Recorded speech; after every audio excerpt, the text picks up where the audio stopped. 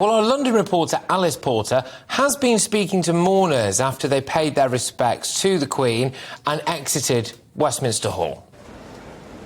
Alice, what's been going on? What's the reaction been like?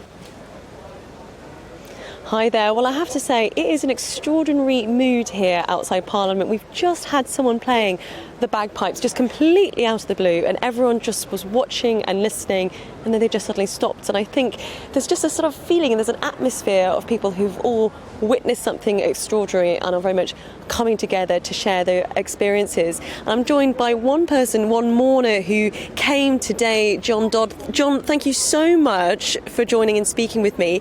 Firstly, tell me, what was your experience like of going into Westminster Hall? I know you were fortunate that you didn't have to do all the long queuing. So what was it like for you when you got into Westminster Hall? Because everyone was beautifully dressed and very dignified, and they allowed you to stop and do whatever you wish to do, you know, bow or whatever. And I had a chance to do that. And when I came out, I was talking to a member of the police force who had been with the police protection squad in Windsor Castle. So it was nothing for him to meet the Queen, because he was part of the protection squad, like a detective, I guess.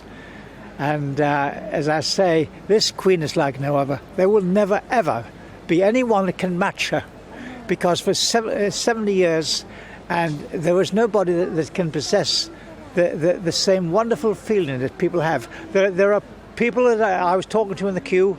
They'd come from four corners of the globe to see her. And of course, that smile that she gave was for everybody, not just, you know, certain people, everybody. And I know that she'll be more than sorely missed. And her son, Charles, has been wonderful, the way he's attended services in her memory. And this would be, where we are now, this would be a hive of activity next Monday morning, because at 11 o'clock, for the service in there. It must be a wonderful feeling to know that you've received an invitation to attend the service. And I was talking to one or two of the clerics over there, a clergyman, and one said, he said, I am totally irrelevant. I said, you are not, sir.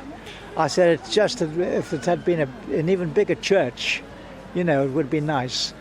But I want to visit Windsor Castle one of these days, because the Queen, I learned this morning, is going to be interred with Prince Philip.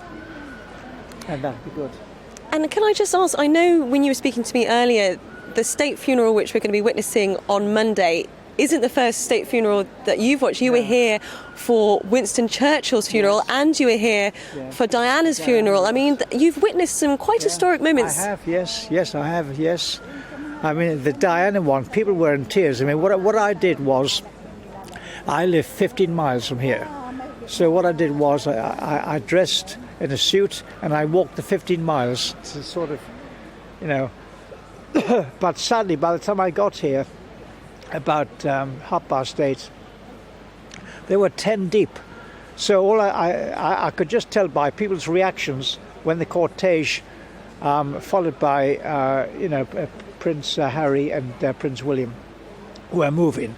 And then all of a sudden, after so long, after about maybe 15-20 minutes, the voice of Elton John in person sang, and then people began to applaud. Gosh, well, what an incredible memory. And I think it'll be a different tone very much on Monday, because it's a very different person who died, but one of great importance, and obviously a funeral that you will be watching and very much adding to your historical collection of funerals that you've seen. So, John, thank you so much for joining us. And I think that gives a sense there of the people who have come down. Many people feel very strongly that this is such an important moment in not only their history, but also our history as a nation.